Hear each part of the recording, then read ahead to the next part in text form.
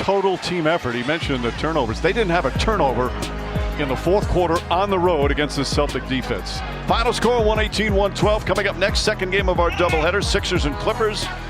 For our producer Tim Corrigan, director Mike Schwab, of course for Jay, Doris, and Katie, Mike Breen saying stay tuned after these messages. Second game of our doubleheader out in Los Angeles.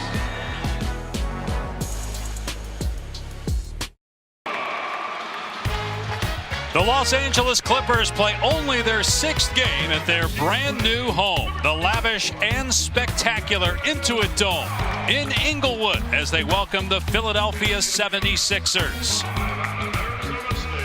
Philly features a familiar face to Clipper fans. Ex-Clipper Paul George returns to Los Angeles, where he grew up, playing former teammate James Harden and just George's second contest as a 76er. George spent 5 years with the Clippers before signing in Philadelphia this offseason.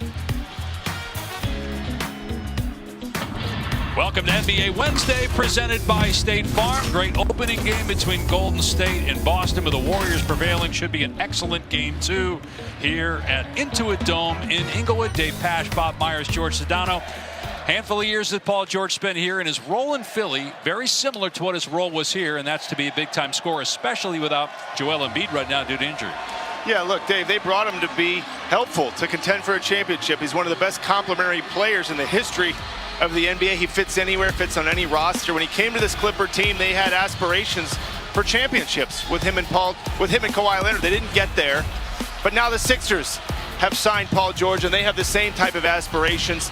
This is as far as the Clipper team got, the conference finals. That's not going to be good enough for what the Sixers imagined when they brought him to pair with Joel Embiid and Tyrese Maxey. But it's going to be interesting to see. They haven't played a game together yet, Dave, and they still won't this evening, obviously, with Joel Embiid not playing. Yep, suspended for the next 3 games and coming off an injury. George is going to have that whole story coming up. There are the numbers for Paul George in his Clipper debut Monday against Phoenix.